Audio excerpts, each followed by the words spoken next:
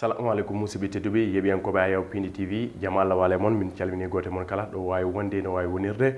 en jetti Allah jomiraɗo joom baɗe bawɗo kokkuɗen fartange artuɗo e oɗo subaka alkamisa gam kayya addan noon holko sifa e kala gadane janje leydi Sénégal aade biladi salade aade ɓuuri firtude aadiya oɗon aade mo ganduɗa ko Pindi TV huɓtidini moon walla mbiyana aadini moon onon rendo fulɓe kala no Aissata Ndiaye heewide walla no ceernama Amadou Moussa heewide min calmini goto mon kala kono en jaar ha to Fouta e Kumbalu ma men calminiɓe en mbiyaɓe belɗam jippima yo won ganduɗa ko ɓuural yo won tigui ganduɗa ko belɗam taw koye ganduɗa kala ko rema hen ganduɗa kayya ene waɗa jentude moƴƴiri ya barke Allah kono kadi en jejjitani ɓen sukaɓe hande natɓe ɗiɗon centre uji d' examen gam ka yuɓɓuni guel ɗon kawguel baccalauréat ñaguinmaɓe Allah moƴƴere yo jomiraɗo waɗanɓe ɓuural kono kadi ñagade yo Matam rewnu ganduɗa kayya ko ɗin sappo e tati diwnuji leydi Sénégal no rewnuɓe rawane hedde jencuɗi folde kadi ganduɗa ko diwnuji leydi Sénégal kala nden noon so dene mbaɗama e jeygue wotere kala fettanta hoore mum en calmini jurima hande oɗo subaka noon ɓuuri tentude nder jande leydi Sénégal alhaali tumogol kilifa mo yanamara e alhaali faux visa walla mbiyen trafic de visa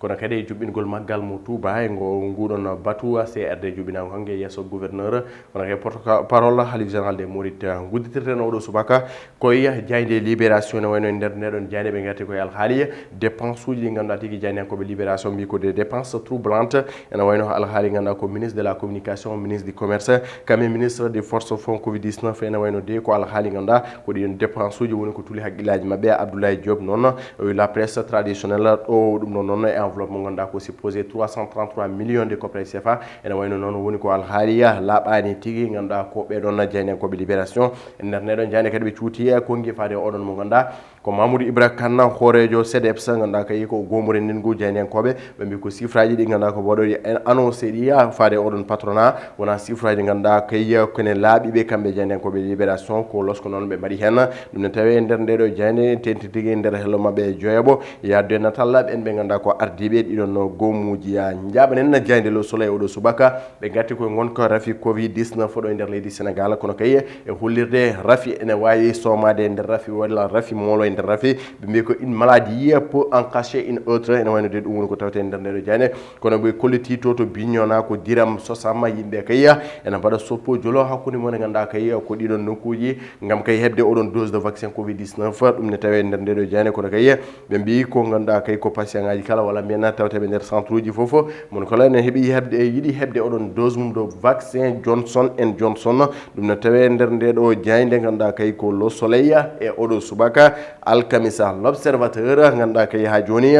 ene jokki ganduɗa kay ko haalde alhaali gonka rafi covid 19 kono kayya e bonde mum no fotiri ɓe mbi ko poumon de malade du covid 19 holno jofi tigui ɓen ɓe ganduɗa kay ko rafaɓe covid 19 holno jofi mumen walla mbiyen holno virus o waɗata jofi mumen ko natal ngal ɗo natal ɗeɗon jofi tigui mbaɗade scanner ɗum tigui woni ko tawte nder neɗo jani ɓe mbi ko sahaji ti e ganduɗa ko nous avons une amputation de 90% du poumon ene wayno noon holno becce ɗe doguirta saboro ɗum ni ko rafi o holno becce ɗe mbayata tigui holno wojjirta holko saboro wojude ɗum ko virus o saboro wojjeki mum a wini ko professeur Elage Niang chef de service ganduɗa ko radiologie de l'hôpital Aristide Le Dantec ko ngi makko ne tawe nder ndeɗo jayne ganduɗa tigui ko l'observateur caggal kane ne tawe natal kilifa mo Yana Mara ene wayno ko ɓe mbi ko kilifa et l'histoire d'un présumé trafic de visa qui a mal tourné ene wayno noon holno yuɓinirno yinno yuɓinirɗen gueɗe taw kay ko heeɓa walla mbiyen fewnande woni hen ɗe ndewan lawol gam kay keeɓa yaade caggal leydi ene wayno noon ko kilifa woni tumaɗo oɗon alhaali kanen tawi nder hello jeeɗiɗo ndeɗo jande l'observateur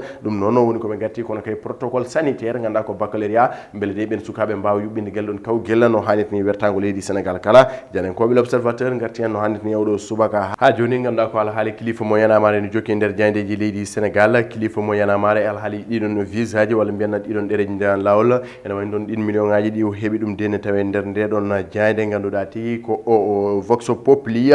caggal kane ɓe garti alhaali troisiéme vague ɓe mbi ko malgré la troisiéme vague Touba maintient le maggal ene wayno hayso tawi ganduɗa ko oɗon rafi ne jokki layde ganduɗa kayya ko ɗo e nder leydi Sénégal hatta de ganduɗa ko la capitale du mouridisme yuɓinde tigui on exil de Cheikh Amadou Bamba Khadim Rasoul ganduɗa tigui on maggal mo Touba ɗum ne tawi nder ndeɗo jayne yadude noon natal on minare Lampa Fall Babal Mouridina ɗum te woni koɓe garti e oɗon nguɗon batu CRD kanen tawi nder hello tataɓo nde jayde vox pop e oɗo subaka kande ganduɗa ko alhaali covid-19 jokki ndera ko le quotidien e Madiambal Diagne be mbi ko ganda ko gor woccol walla men ko lasse dente ngam kayya ɓesgu Sénégal wawa tigi ngeesade covid-19 camp de vaccination on ene kewi tep taw ko kewi yimɓe fof de yibde hebde dose uji de vaccination ɓe mbi les candidats à l'épreuve ɗum ne tawi nder ndeɗo jayde Johnson woni de ganda ko oɗon vaccin mo ɓesgu Sénégal hooli ngam kaye moni kala yiɗi hebde hen caggal kane ne tawi nder ndeɗo jayde kongi Serigne Bass Abdou Hadre on joguiɗo konngol Khalife général des Mourides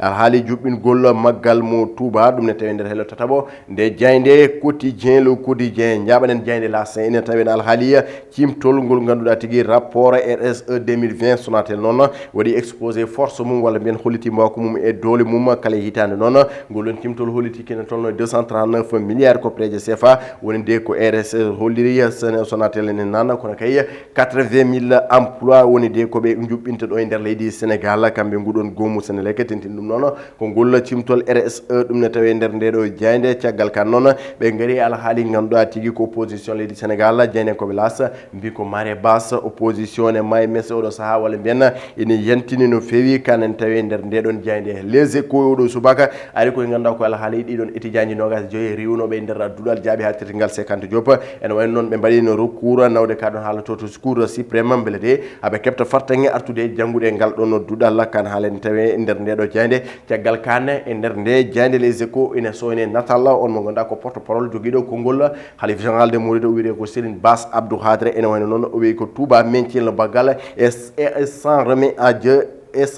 Dieu woni noon gueɗɗe kala ɓe goppi ɗum e junngo Allah kono kaya ala tigui ko hattaɓe yuɓɓinde maggal e wiide Serigne Bass Abdou Hadre ko hunde nde ganduɗa ko Serigne Cheikh Amadou Bamba Khadim Rasoul ko kañum de yamirnoɓe oɗon alhaali afala bunɗo noon ɓe juɓɓina maggal ko wawi hen adda kala ɓe goppi ɗum e junngo guena ɗum ne tawi e nder ndeɗon jayde enquête ari koye alhaali ganduɗa kay ko wasde jabde ɓesgu Sénégal onon 3e vague covid-19 joɗotoɓe ne gammira saabu ko ngal ɗon natal tigui woni koɓe gardini oɗo subaka kono kay ɓen kala ene mbaɗi masque ji mumen ɓe mbi ko l'improbable déni ɗum ne tawi nder ndeɗo jayde kono kay ɓe garti alhaali kilifa mo yana mare e ɗiɗon oɗon tuuma walla mbiyen on tuuma ɗereji ɗi ndewa lawol mo ganduɗa tawi fawama e hoore oɗon gorko activiste kilifa mo Kërgekri Walf Quotidien oɗo subaka ɓe mbi ko Touba invariant sur son maggal Touba de waylani ganduɗa ko jubɓude walla mbiyen waylani jabbal hayso tawi ganduɗa ko variant ene jokki tigui leyde kono Touba de ko invariant e ganduɗa kay ko jubɓude oɗon maggal alay saago noon fala budda ɓe mbi ko maɓe juɓɓina oɗon maggal mo Touba hayso tawi tigui o rafi on e jokki leyde ɗo e nder leydi Sénégal saabu kolliti ko diggal mo ganduɗa ko Cheikh Amadou Bamba waɗi ɗum e on exil mum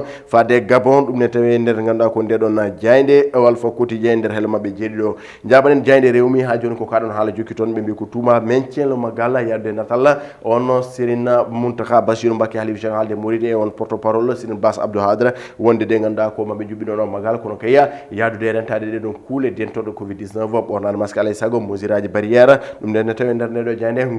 ganduɗa ɓe garti alhaali ɓen ɗalle ɗe ndewani lawol ɗo e nder leydi Sénégal kina tolno e ganduɗa kay ko o ganduɗa ko 3615 embarcation woni laana ɗum woni de ko ummi ɗo e leydi Sénégal yiɗi yaade caggal leydi fawa jungo kina tolno ganduɗa ko ujunaji ɗiɗi e temedde tati e capan tati e jeeɗiɗi taw kay ko ɓeɗon ɗannotonoɓe kañumen mo goni fawa jungo kono kay ɓen ɗaninanoɓe woni convoyeur en capanɗe jeetato e tato e mabɓe kañumen kay pawama jungo guddirten no aysan jeeya heewi wiide jayde coftal ɓallide stade le quotidien sportif ɓe gati kay arde e oɗo subaka natal Mbaye Hamady Niamo gonɗa tigui gorko pettanoɗo to Rennes kono kay jokkoye golle mum to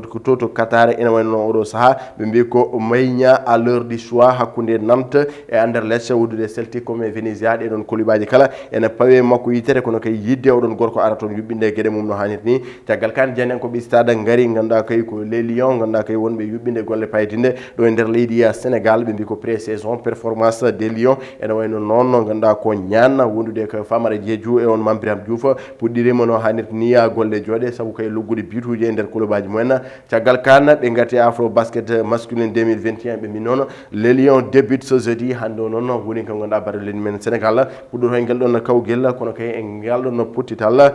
Pierre Henria wondude tigi takko fala kanyum tigi jeeyaka e ben ganda kaya fotbe yubinde ngel don kaw gele nder ne hitane musibe tedube dum no woni ko tawte kelle gadane jende leydi Sénégal en jetti to karalagal to Samba Diopo kono kaya e duunade ben don min ganda ko candidat ji baccalauréat tragoni heewi ganda ko tamperde heewino dogannobe nangue 9 mois de souffrance 9 mois de douleur 9 mois de chaleur kono kay arti hayde modo nyalamo goto wadde bienna artirda gille momo kono yarude hen cc maximum de concentration de non vigilance kewdo sabu ko Allah tobbe mako ka kebo nde wonnon tigi hirande fewjere ko nyalamo ko nyamre o jamma so tawi tigi golle de ngoni hanki révision yaari no hanet ni eden nyaagenobe Allah kambe kala goto e mabbe fof ko woni bural ko yujumiraado wadan dum examen o yubono hanet ni wertango leydi Sénégal rokkarabe odon baccalauréat premier diplôme universitaire no hanet ni en jetti ganduda tigi to karalagal Samba Diopo arnod on don ko sifa e kala gaden jandi leydi Sénégal ko Moussa Nia musidɓe tedduɓe yo Allah hokkani subaka Allah jaramon jarama.